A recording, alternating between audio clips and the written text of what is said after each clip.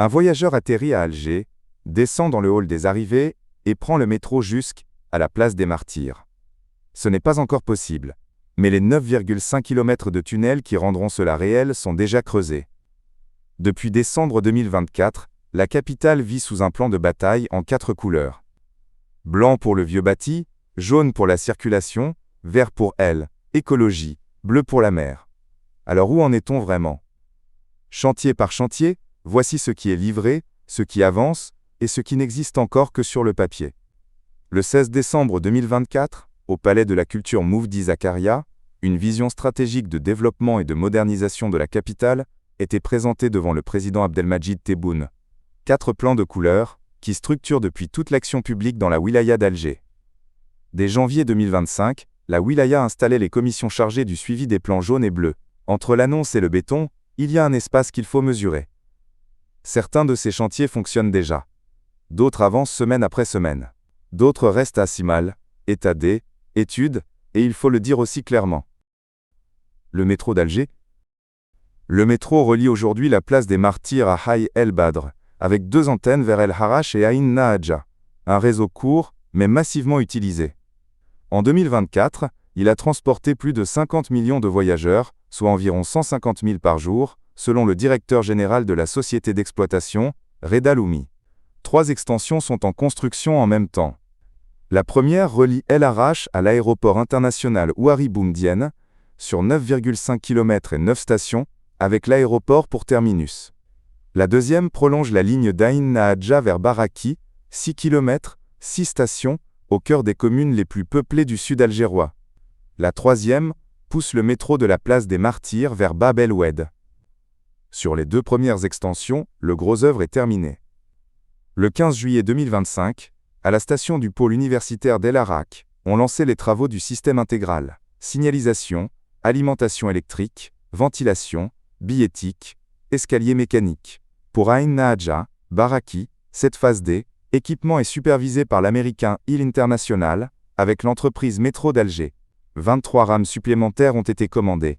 À Bab El Oued, le chantier confié à Cosider est le plus visible. Creusement du tunnel, soutènement par pieux, ouvrage de ventilation. Le ministre des Travaux publics, Abdelkader Djelaoui, s'y est rendu à l'improviste le 16 juillet 2026 pour exiger un suivi quotidien. Le point qu'il ne faut pas escamoter. Aucune de ces extensions n'est en service à ce jour. Les échéances ont bougé. Deuxième semestre 2026, annonçait-on en février 2025. Puis 24 mois à compter de juillet 2025, soit mi-2027, avec des ouvertures possibles par tronçon. Les dernières communications officielles décrivent des chantiers actifs, sans nouvelle date. Une fois achevé, le réseau passera d'environ 19 à 33 km et gagnera 15 stations d'un coup. Alger deviendrait la seule capitale africaine dont l'aéroport est directement relié au métro. Les autorités visent 90 km à plus long terme. Le plan bleu. Son objectif tient en une phrase : rendre le littoral aux Algérois, d'Aïn Benyan à Tamanfoust. Une ville dont la baie passe pour l'une des plus belles de Méditerranée, en a longtemps été séparée par le port, les voies rapides et le bâti industriel. Et contrairement à d'autres volets, le plan bleu produit déjà des ouvrages qu'on peut visiter. Le parc du port de la pêcherie est partiellement ouvert au public. Les travaux continuent. Promenade panoramique, galerie souterraine, espace commercial, parking de 400 places, pour relier la place des Martyrs au port. Le parc de l'Indépendance doit relier Maqam et Chaïd aux Sablettes, par des voies piétonnes et des terrasses, en desservant la villa Abdelatif, le musée des Beaux-Arts, le jardin d'essai du Hama et la Bibliothèque nationale. À la place des Martyrs, des passerelles vitrées sont prévues au-dessus des vestiges archéologiques mis au jour pendant le chantier du métro, pour les rendre visibles sans les altérer. Sur le littoral est, une route côtière touristique de 14,5 km relie l'Oued El Harash à Tamanfoust. 9 km étaient en cours d'aménagement lors de l'inspection du ministre Wali Mohamed Abdenour Rabi en mai 2026. Un port de pêche pour 700 embarcations est prévu dans la zone. Le patrimoine côtier est repris en main aussi. Le fort Borj Mers El Debané à Raïs Amidou et l'hôtel El Ketani à Bab El Oued. Au bout du compte, 8 balcons panoramiques ouverts sur la mer et une promenade quasi continue le long de la baie. L'Oued El Harash. L'Oued El Harash mesure 67 km, dont 18,2 traversent la wilaya d'Alger. Pendant des décennies, il a été le symbole le plus concret de la dégradation environnementale de la capitale. Les travaux ont démarré le 3 juin 2012, confiés au groupement algéro-coréen Cosider, Daewoo, pour environ 38 milliards de dinars. Dragage, protection des talus, murs de soutènement, dépollution du bassin. En 2022, le ministère de l'Environnement évaluait l'avancement des aménagements paysagers, entre 70 et 98%. Plus de 6000 familles vivant dans les bidonvilles des berges ont été relogées, dont celle d'El Ramli, longtemps le plus grand bidonville de la wilaya. Un bilan officiel repris en 2025 fait état de plus de 90% des travaux d'aménagement extérieur et de dépollution réalisés. Il faut rester exact. Les échéances de livraison ont été repoussées plusieurs fois. Fin 2017, avril 2019, fin 2020, puis mars 2024. Et la qualité de l'eau reste le point dur, en particulier dans la traversée d'El Arach et à l'embouchure, où subsistent les rejets d'un tissu industriel dense. Le projet fini, ce sont 18 km de berges aménagées en continu. Promenades, pistes cyclables, terrains de sport, aires de jeux d'eau, jardins filtrants alimentés par des eaux traitées. Et un détail qui frappe. 6 km navigables pour de petites embarcations sans moteur, de l'embouchure aux berges de la prise d'eau. La Casbah et le plan blanc. La Casbah d'Alger est classée site historique national depuis le 24 novembre 1991 et inscrite au patrimoine mondial de l'UNESCO depuis décembre 1992. Le plan blanc élargit ce chantier patrimonial à tout le vieux bâti algérois. La liste des restaurations achevées est déjà longue. La maison de la famille Bouhired, la mosquée du Dey à la citadelle, Jama el-Barani, Jama Ketchawa, le mausolée de Sidi Abderrahman et Taalibi. Sont en cours le palais du Dey, le palais des Beys et 6 autres palais. Sous la place des Martyrs, 43 locaux commerciaux et récréatifs ont été créés, rétablissant physiquement le lien entre la vieille ville et la mer. En février 2026, l'action s'est étendue aux immeubles anciens d'El Arach, Hussein Dey, Belouizdad et Alger Centre. Le suivi international donne une mesure utile. Dans sa décision adoptée en juillet 2025, le Comité du patrimoine mondial prend acte des efforts continus de l'Algérie et de la dynamique engagée depuis 2023. Il note que des mesures d'urgence ont été prévues pour 25 édifices très dégradés et que 30 autres ont été signalés.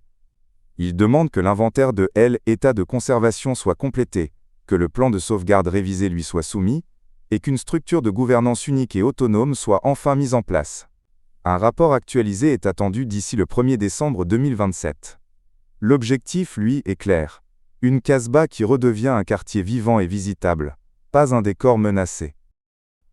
Sidi Abdellah, c'est le projet dont on parle le moins et qui a le plus avancé. Le pôle scientifique et technologique Shahid Abdelhafid Ihad-Aden, dans la ville nouvelle de Sidi Abdellah à l'ouest d'Alger, a été inauguré par le président Tebboune le 19 mai 2024.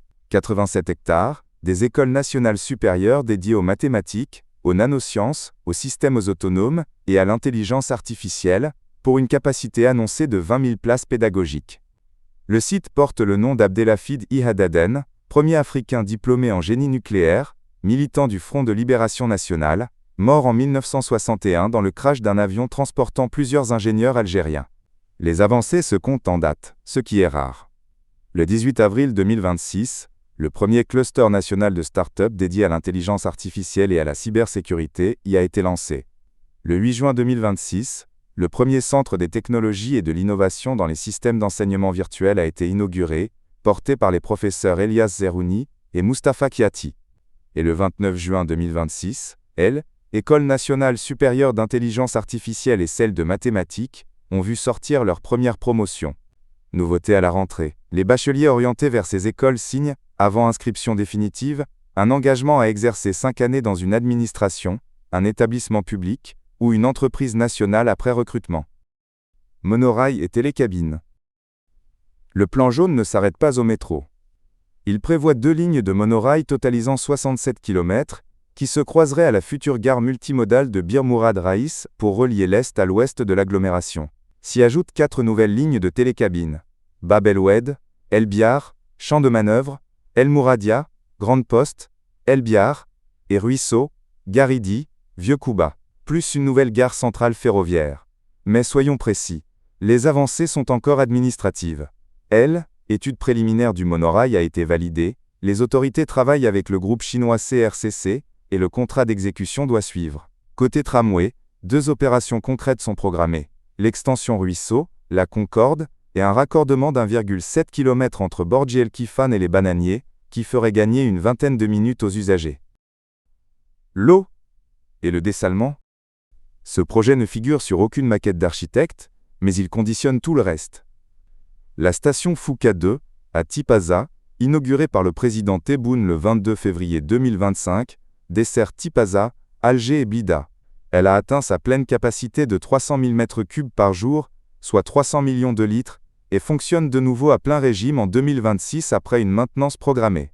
À l'est, la station Cap Djinet 2, à Boumerdès, inaugurée le 11 mars 2025, avait produit 100 millions de mètres cubes cumulés au 1er août 2026.